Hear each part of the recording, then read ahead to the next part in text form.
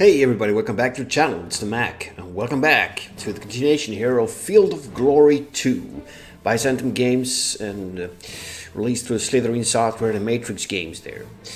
Right, so in the previous video there we did a sort of introduction and talked about the game and what's different menus and how what you actually get with the game and all the DLCs. So we're going to be diving into the game here now and sort of play battle, and I'll try and talk about how the mechanics works and actually how to play the game, basically. Right, so yeah, I forgot to mention in the last video actually that I didn't actually talk about the depths of the game, but the game is not deep, okay? So the game is basically a pure battle simulator. I mean, you don't have any micromanagement of like nations, moving armies, and considering territories and stuff. It's just purely like a tabletop battle. You just duke out battles, basically. And there is a in the campaigns, but I'm thinking of actually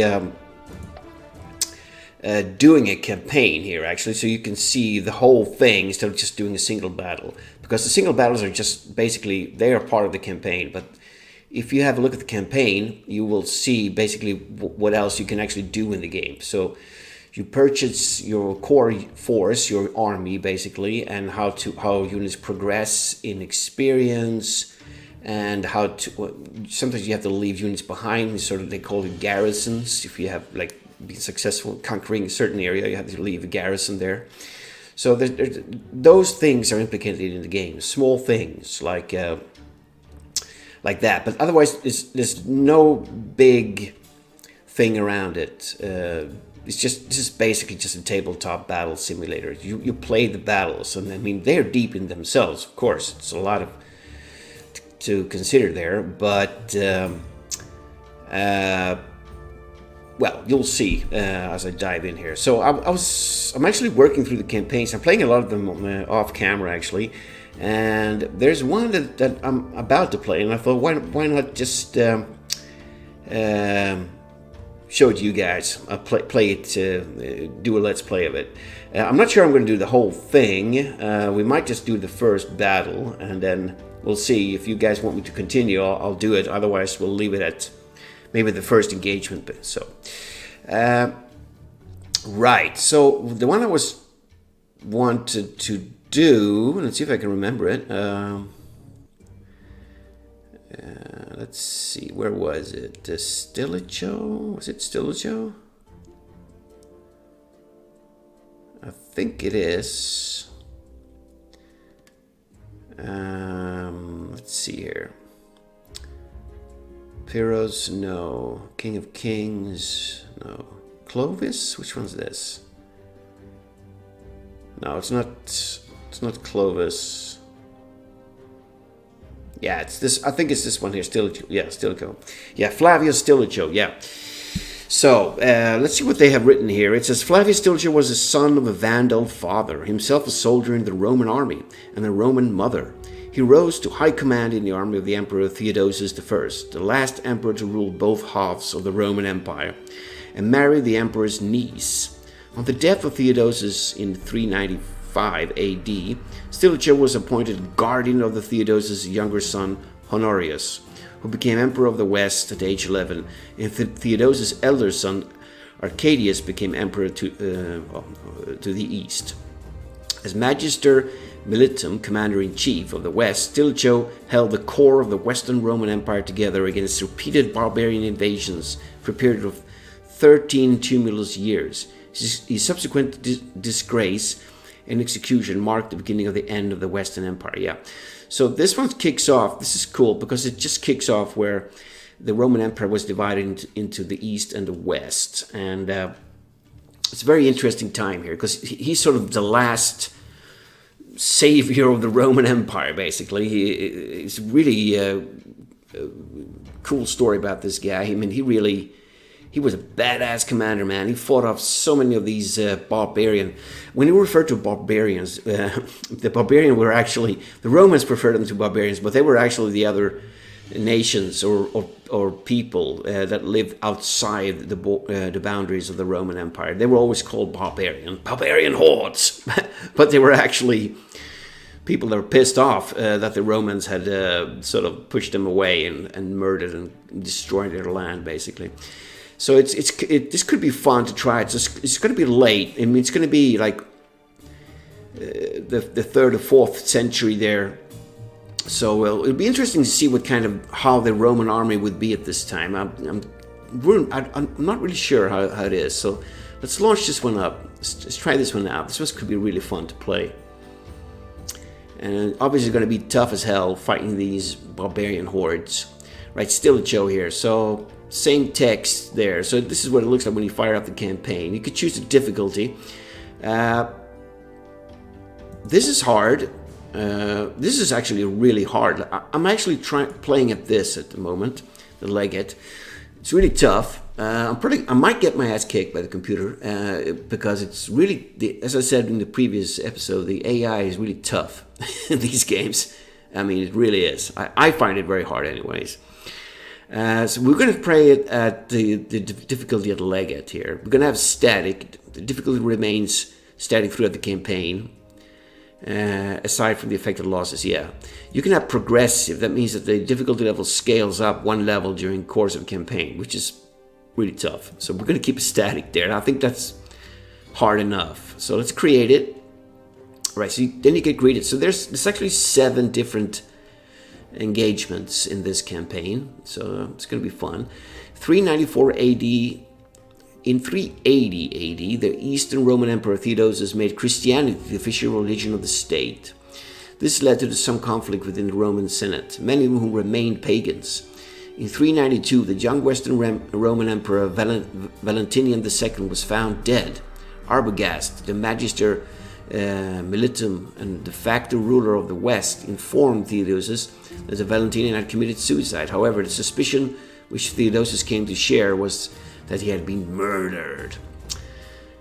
As a Frank, Arbogast could not expect to be accepted as emperor, so he declared the scholar Flavius Eugenius emperor of the West. After this elevation, Eugenius started appointing pagans to positions of power in the government. This further alienated Theodosius, who eventually decided he must intervene. He therefore set about restoring the Eastern Roman army as far as possible to its former strength and declared his 8-year-old son, Honorius, emperor of the West. In 394, Theodosius has invaded the West with the East Roman army and a large number of Gothic foederati. The two armies meet in modern Western Slovenia. Flavius Stilicho, you are one of Theodosius' senior officers. Offer battle. All right. Cool. Right, so then you go right into the game, the battle here. So this is the core of the game. This is where you're going to be spending most of your time on the battlefield, basically here. So, all right, Roman 390. So we're facing, the Romans are duking it out here. At the time, the East and the West. This was the fall, the sort of the beginning of the end of the Roman Empire, as it was such a large empire to keep intact, because you would maybe have an invasion coming in the north, and maybe there would be an invasion in the south, and the emperor just couldn't be everywhere at all times. So they found it easier to sort of divide the empire up in different parts. So they would have different armies stationed around instead of having one huge army moving around. So that's also one of the aspects. And of course, the empire was declining with corruption. The costs were immense for the army and imports of goods and stuff. So I mean, it was really hard to keep that empire intact, and there was a lot of corruption, of course, in the government and the Senate and all that. All right, so objective here: rout the enemy army. A, routing at least 40% of their troops and 25 more than you have lost, or routing 60% of their troops. If you just manage to get them up to 60, they will lose the battle. If you get up to 60, you'll lose the battle as well. But this is what you usually want to aim for, at least 40%, and there will be 25% differential. You will win the battle there. Roman loyal, turn 1 of 24, turns remaining 23. The enemy are offering an open battle. Okay. Right, so these are my forces here. Right, so this is what we're going to be fighting. I'm doing the max zoom out here. So this is the battlefield. So we got some mountains there. We got a big open plain here. We got a hill, which is good. We could talk about that later on. You will have advantages, of course. If you're defending a hill, if enemy has to attack upwards, there will be penalties to the forces there. You'll have an easier time defending them off. All right, let's see here. So I have, holy crap, a lot of points here. 1,553 to buy forces here. Right, so you have all the different kind of units here to get.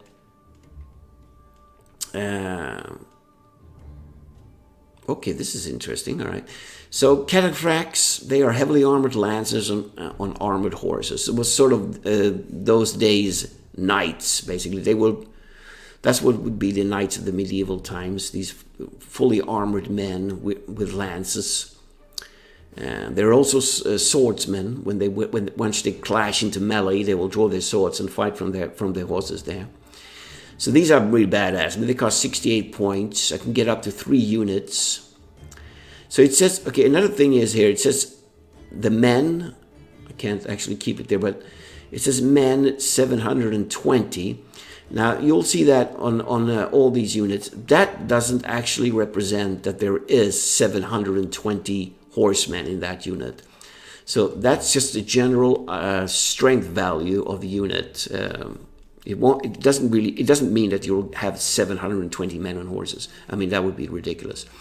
But it's sort of a strength value, and you will have that for all the units. It's a sort of a thing that you could, when you're facing off the enemy, say they would have cataphracts, but they would have a strength value of 1,200, say.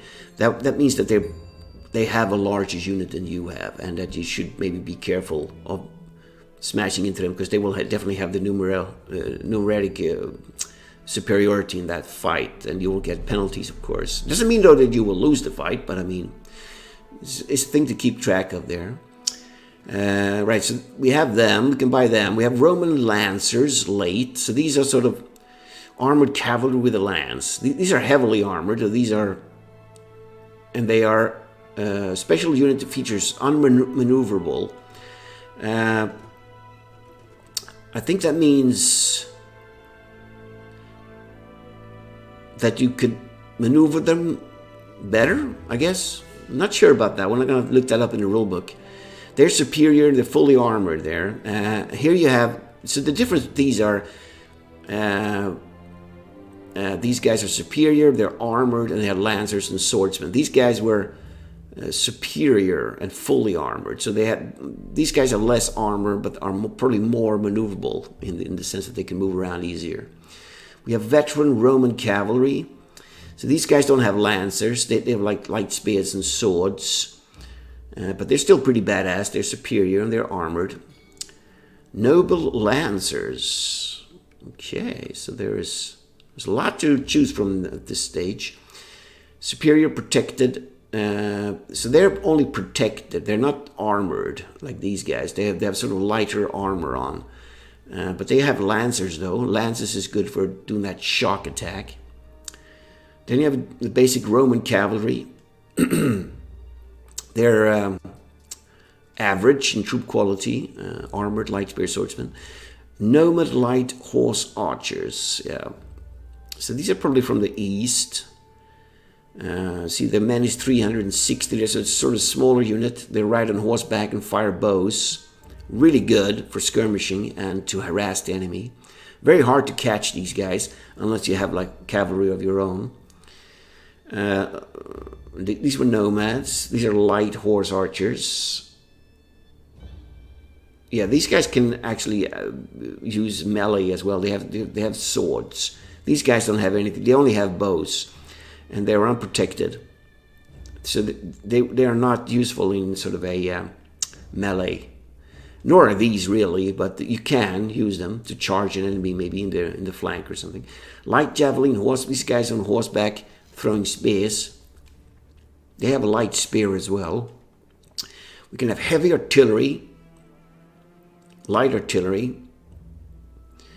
Legio Platina. These guys are probably top quality legionnaires with a proportion of archers. Interesting. 20% bows, darts, and light spear, and swordsmen. All right. I haven't really played around with these units, so that's going to be interesting to see how those work. So they have sort of embedded archers as well.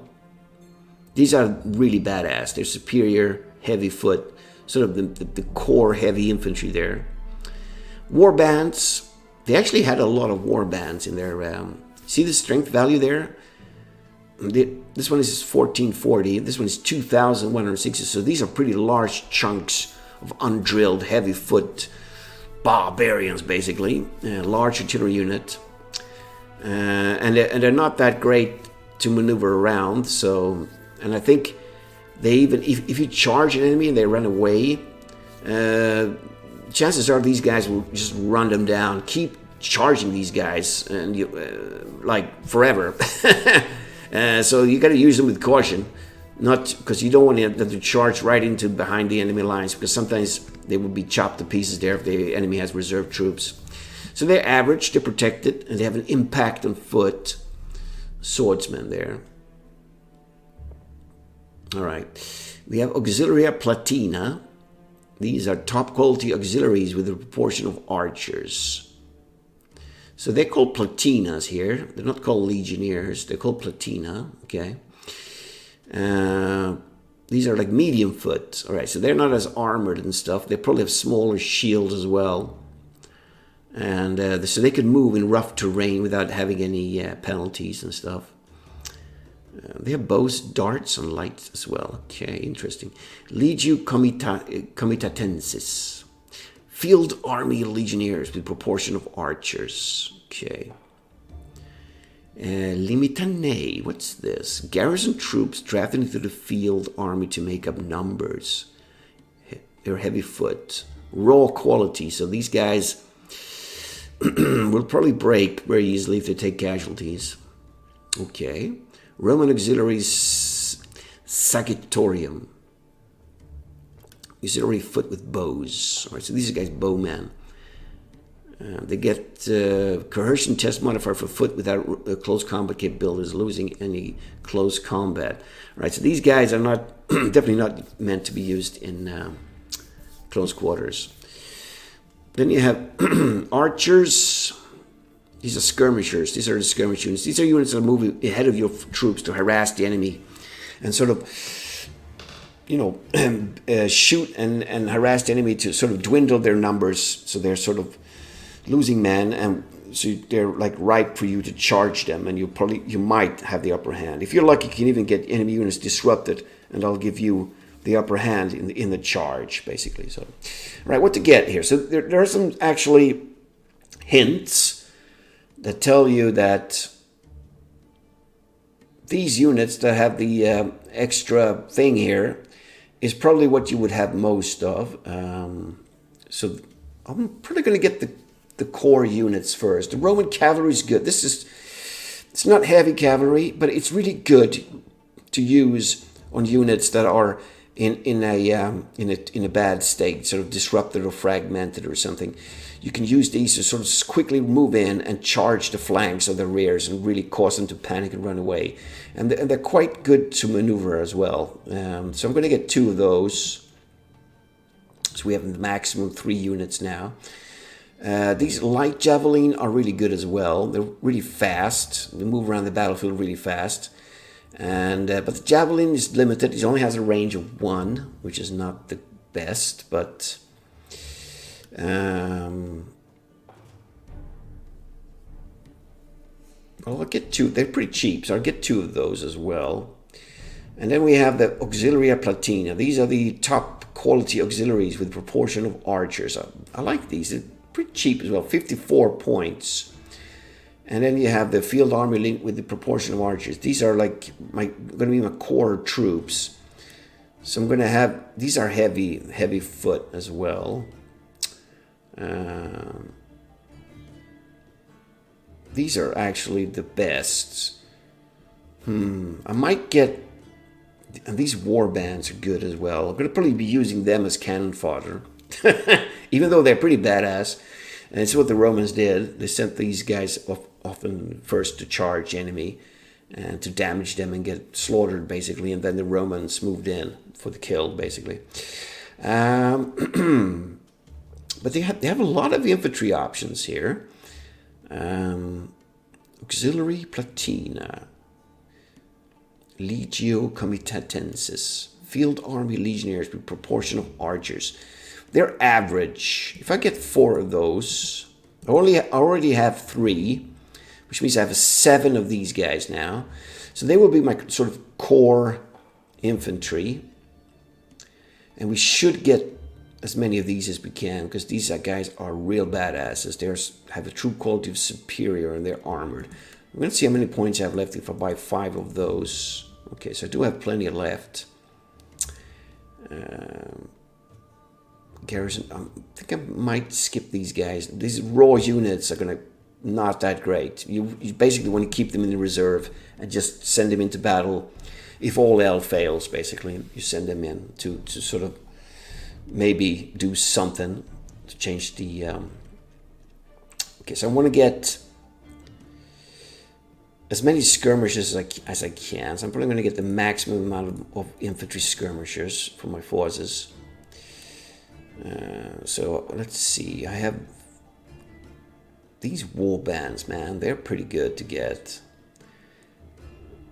I'm kind of tempted to buy these as well, because I want to have a row of heavy infantry and sort of keep the medium infantry in the back, to sort of send them in to fill in the gaps as the enemy will clash into my lines, basically.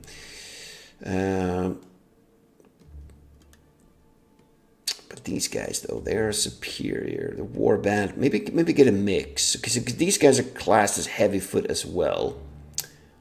So actually, I might get 3 of those. It's going to be a big army, man. I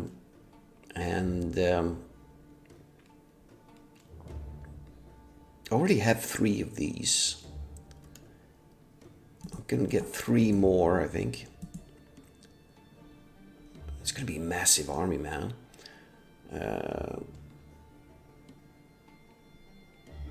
Let's see what else. So I have very little cavalry. I'm probably going to be facing a lot of enemy cavalry. So I only have 3 units. The Lancers are good. I don't know. I might skip these cataphracts. They are fully armored and they're pretty good for shock, but their movement is slow. These noble Lancers sound interesting. Could get a couple of these because they're pretty fast. They're really good for taking care of like skirmish units and stuff. So they're superior as well. I might get 5 noble if I can't afford it. So now I have a lot of pretty decent cavalry here. They are noble Lancers. The veteran cavalry is there. They have these late... What's the difference between these guys? They're superior. Protected Lancer swordsmen. Okay, so these guys are armored. So that means they have better armor, basically. But okay, we'll keep them there. I don't have much skirmish units for my horses. I do have these javelin guys. Not the best. Might get some more horse archers, actually. Let's get 3 more of those. And I have 30 points left. Not enough to buy an infantry unit. I could get one of these masked archers, basically. They have spears as well. No, actually, these are garrison troops, alright. These are the archers there. I could get one of these, sort of just to have in the back. send in. They're raw. Or an artillery piece. We have light. These are pretty good, actually. Fire like a ballista, like a spear, big spear that crashes into.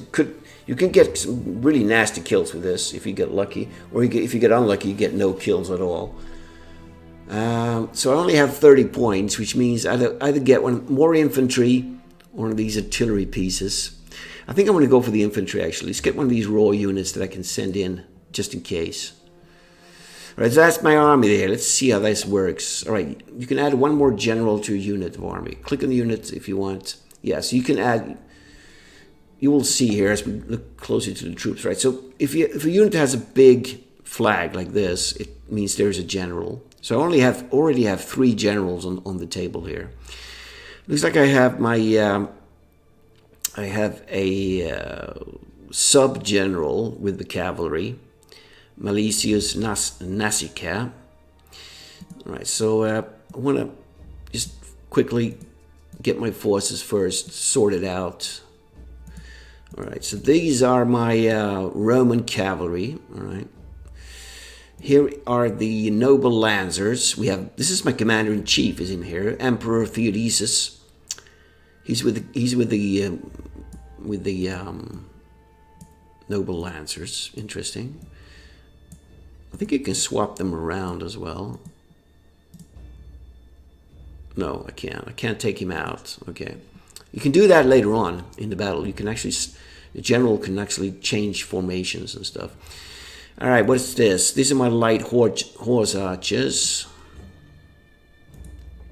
So I did have a bunch of them. They will probably move with my horses to act. And I have these javelin guys as well.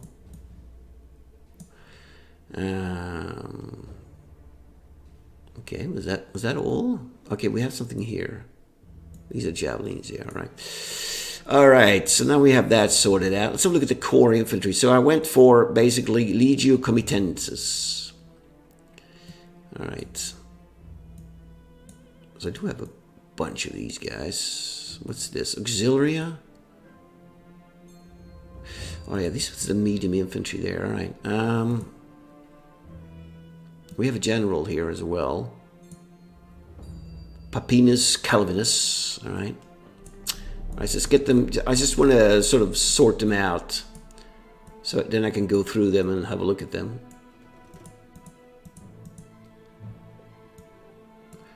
Just going to sort of divide them up, and then I will plan my line of attack. Wow, there's quite a lot there. And we have the war bands. These can be very good if you use them correctly. And then we have the auxiliary. These were the, this is the medium infantry here, yeah.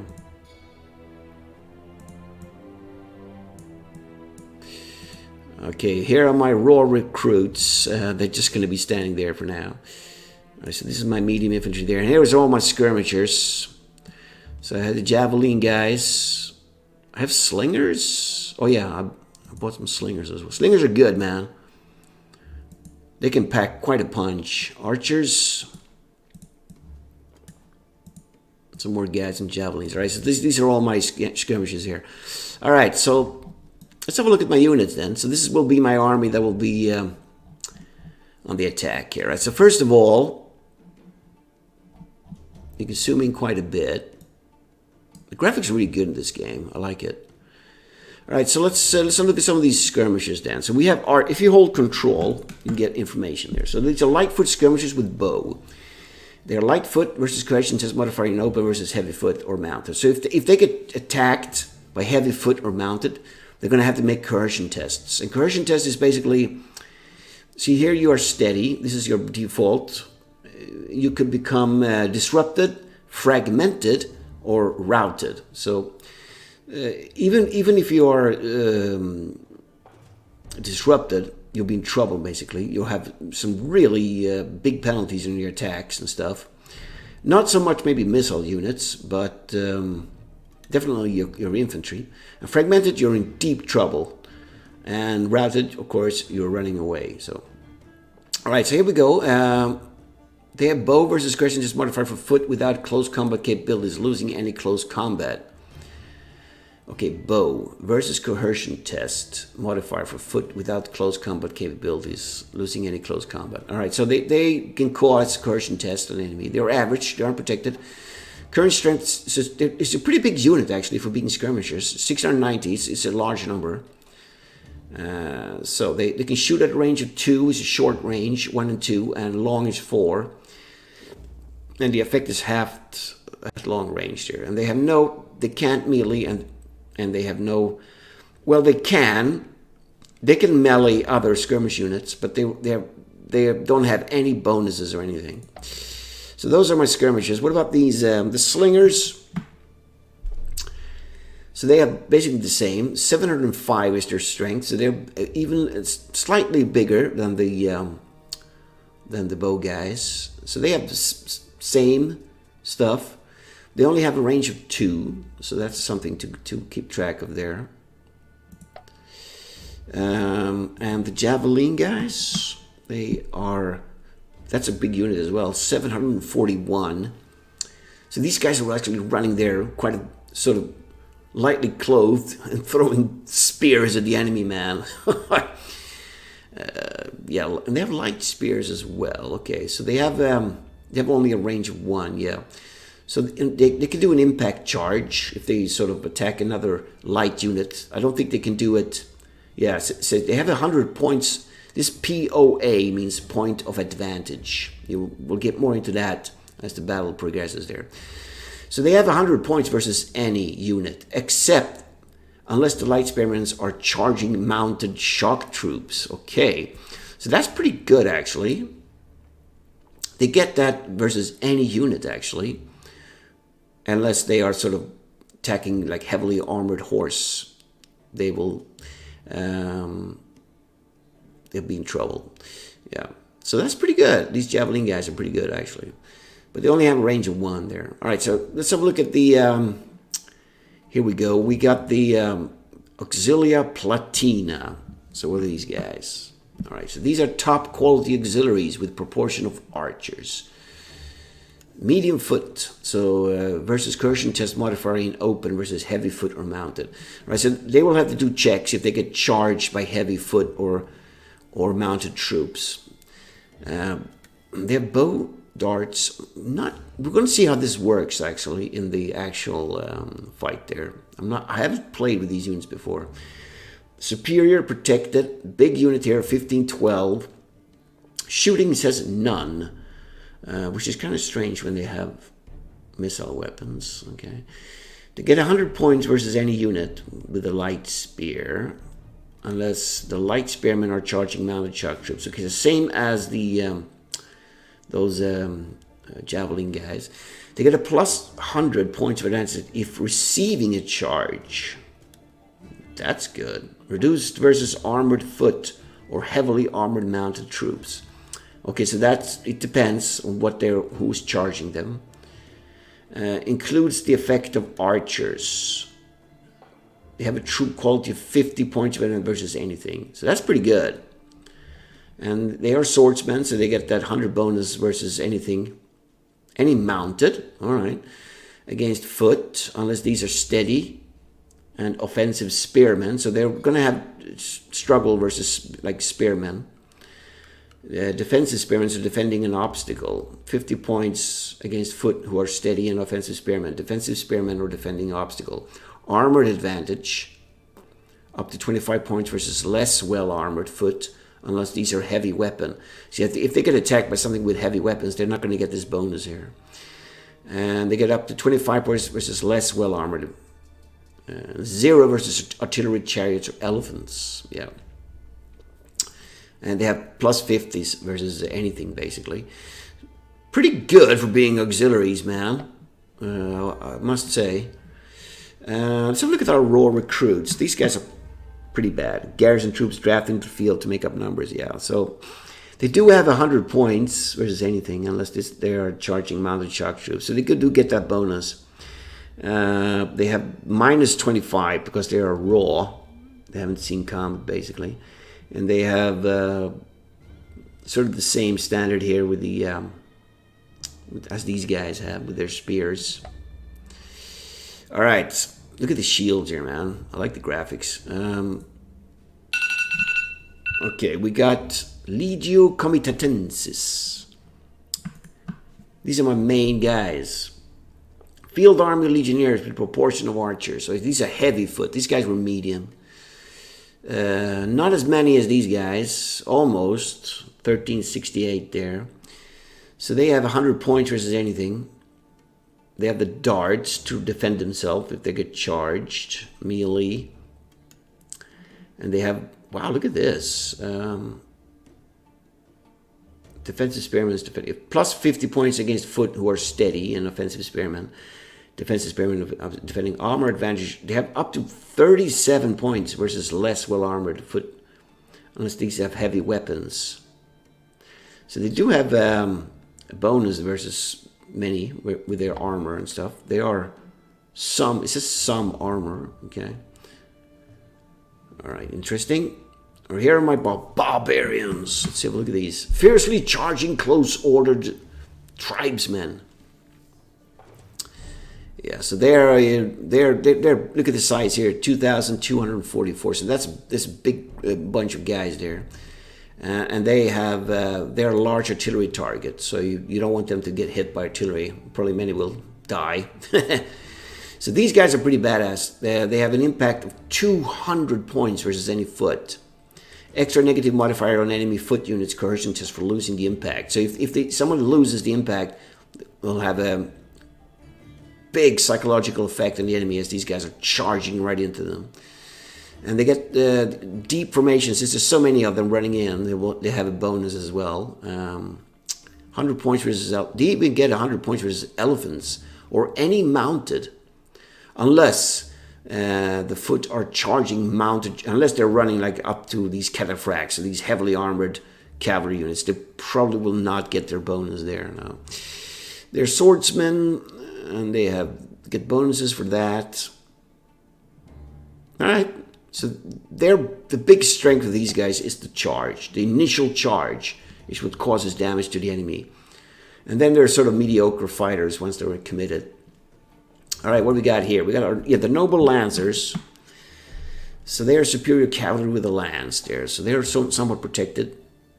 So they have 100 points versus any mounted in open terrain only. Yeah, and they get 100 points against foot unless they are steady, non-charging pike, offensive spearmen or defensive spearmen. So they're not. Well, most people know you shouldn't charge into a wall of spears. It's probably not the best. or pikes. They have 50 points versus steady or non-charging pike offensive spearmen. Okay, so they do get some bonus, I guess, of the force of the impact there. They have 100 points versus light foot bowman or mob. They have a troop quality, and now my commander-in-chief is here, so he gets another 50 points there for general. So these guys are pretty good, man. I'm going to be using them to sort of take on medium, light, and skirmish units. And, of course, charge into enemies as they are, if they're, like, affected by, if they're disrupted or something. Yes, we have some more of those. Yeah, they're all the same, these guys. Yeah. And we have our light horse archers. Yeah, so they are... light horses with bow. Yes, these guys don't have any melee capabilities either. So they're basically just... I think it can still charge and attack like skirmish units or other horse light units, but they don't get any certain bonuses or anything.